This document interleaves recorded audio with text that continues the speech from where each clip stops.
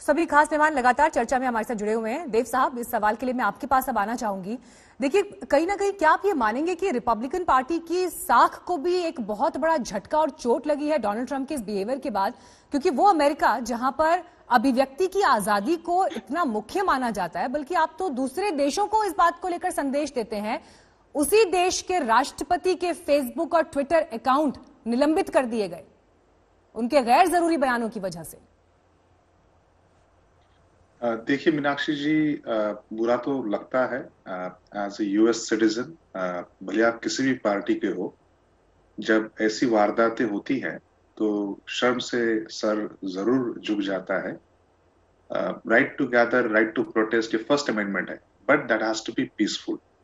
आपको कोई हक नहीं है कि आप जो जाके संसद में, जो यूएस का है कैपिटल हिल में, जाके आप वहां पे तोड़फोड़ कर रहे हो, गदर मचा रहे हो, जहां के people are hiding for the cover, और पूरी दुनिया ये तमाशा देख रही है।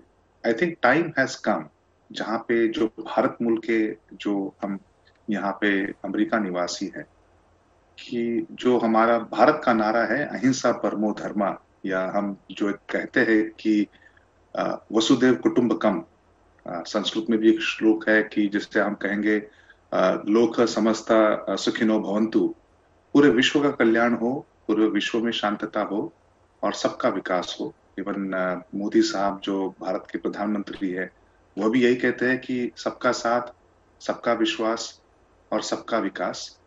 तो जो हमारे प्रेसिडेंट इलेक्ट बाइडेन जी है, I am sure as and when he comes to the power on 20th, लेकिन he will keep in mind। लेकिन ये जो आशंका है, ये तो पिछले काफी समय से थी। जिस समय चुनाव के नतीजे आ रहे थे, उसी समय से ये आशंकाएं चलनी शुरू हो गई थी कि इस तरह का कुछ हो सकता है अमेरिका में। तो नहीं, ये कहना गलत होगा, ये कहना गलत होगा। हमारे पैनल पर भी, डिस्कशन पर जो पैनलिस्ट आ रहे थे, वो इस बात की आशंका जाहिर कर रहे थे। अजय जैन जी तो उस समय भी हमारे साथ जुड़े थे चर्चा में, उन्होंने भी इस बात का जिक्र किया था। देखिएगा, एज ए सेड, ये कहना गलत होगा। देखो 2016 में भी ये गैदरिंग हुई थी, तब ट्रम्प साहब जीते थे, हिलरी क्लिंटन जी हारी थी, तो तब भी जन सैलाब आया था। They show their solidarity and support to Hillary ji, और वो बड़ी पीसफुल रैली थी। तो इस बारी भी जब रिपब्लिकन पार्टी के लोग आए to show their support and solidarity for president Trump, तो सभी को यही लगा था। देवर एक दो महीने पहले उन्होंने डिक्लेयर किया था, परमिट लिए थे, ऐसे जन सैलाब अचानक से नहीं आया था।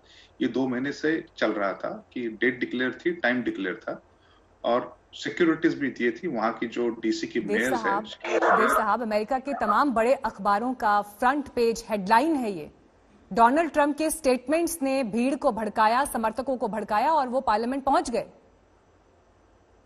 देखिए, मैं यही कहता हूं कि ये बड़ी खेद की चीज है, right? So it must be denounced.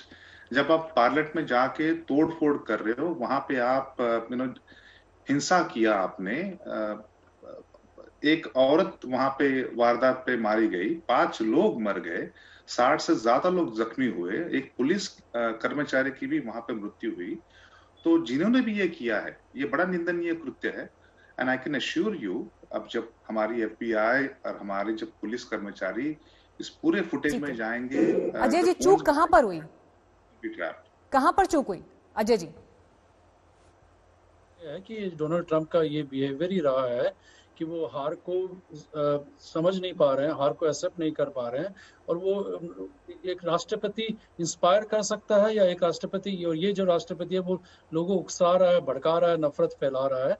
और उसने जो अपने इलेक्शन के स्पीचेस में भी कहा था कि मैं अगर हार गया तो वहाँ पे सिविल अनरेस्ट होगा पूरे कंट्री में। तो हमें ये भी देखना है कि अगले 20 दिन या 20 दिन के बाद में भी ये क्या करवाता है। लेकिन अब जब प्रेसिडेंट ट्रंप के ऊपर कुछ पावर्स होते हैं जो उनको इस तरह से हम वो अरेस्ट नहीं हो सकते, या लेकिन जो सिटीजन ट्रंप जो होगा 20 तारीख के बाद में, तो वो सिटीजन ट्रंप को बहुत सारे वो पावर्स नहीं रह जाते हैं।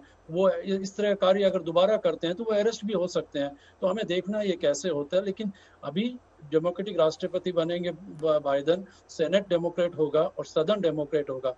तो राष्ट्रपति बाइडेन जो है लोकतंत्र को बहाल करने और कानून के और लॉ एंड ऑर्डर रिस्टोर करने के लिए, और जो कंट्री को यूनाइट और हील करने के लिए, ये उनका मुख्य और होगा कि इसके साथ में इकोनॉमी और कोविड जो है क्राइसिस उसको रिजॉल्व करने के लिए चुनौतियां तो कार्य देखिए करेंगे। कई होंगी अब बाइडेन सरकार के आगे, लेकिन अजय जी एक सवाल मेरा आपसे और है।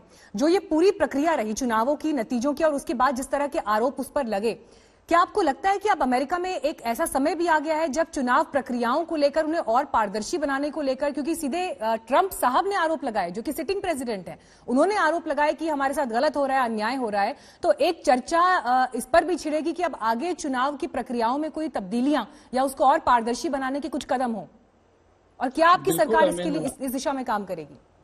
आई थिंक ये सारा डिस्कशन जो है डेफिनेटली हेल्पफुल होगा कि डेमोक्रेसी को कैसे और स्ट्रॉन्गर बनाया जाए, कैसे चुनाव का जो इलेक्शन प्रोसेस है और उसको कैसे मजबूत किया जाए। लेकिन ये एक ट्रम्प की एक स्ट्रेटेजी रही है कि वो इलेक्शन के हार को हार नहीं मान के अपने 2024 के इलेक्शन में वो वापस खड़ा होना चाहते हैं।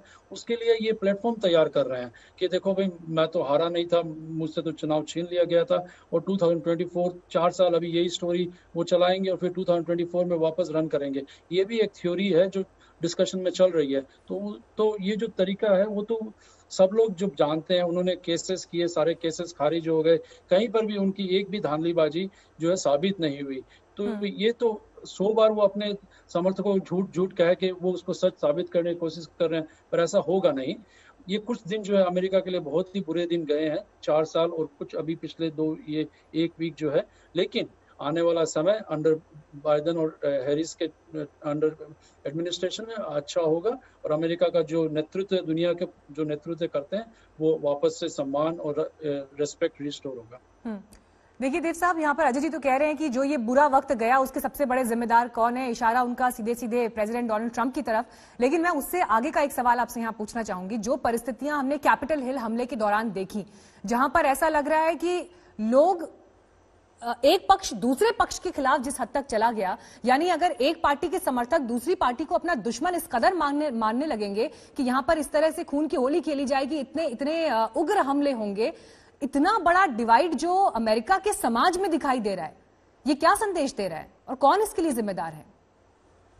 मीनाक्षी जी, यहाँ पे कोई दूसरी पार्टी नहीं थी। यहाँ पे जो प्रोटेस्ट थी, पीसफुल प्रोटेस्ट को वायलेंट प्रोटेस्ट, उसमें से जो चुनिंदा लोग थे जिन्होंने कानून को अपने हाथ में लेके जो संसद में घुस गए, हमला किया, I will not call them as an law abiding citizen, whether it is Biden, whether it is Trump और whether it is anyone, they have denounced this act. इनके ऊपर कार्रवाई होनी चाहिए, ताकि जो और कोई लोग होंगे जो कभी सोचे भी ना कि अगर हम ऐसा करें तो they should learn a lesson.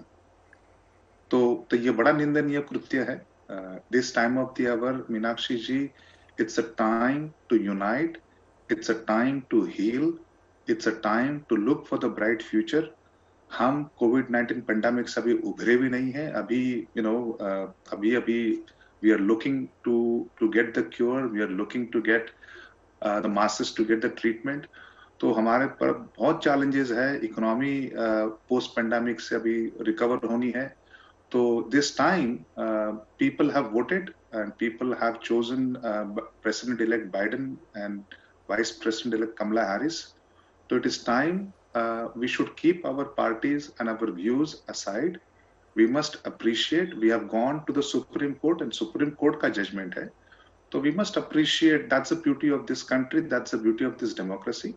End of the day, party का अपना व्यू होता है, but we must appreciate the rule of the land and we welcome president elect Biden, vice president elect Harris, and we wish them well, because जब वो कामयाब होंगे तब ये देश कामयाब होगा।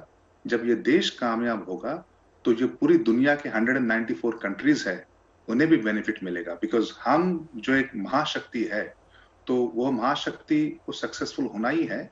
और भारत का भी इसमें एक बहुत बड़ा महत्वपूर्ण योगदान होगा towards not only becoming a विश्व गुरु, but towards strengthening their ties with the USA and we, those who have a dual heritage living in this country, have a very important role to play.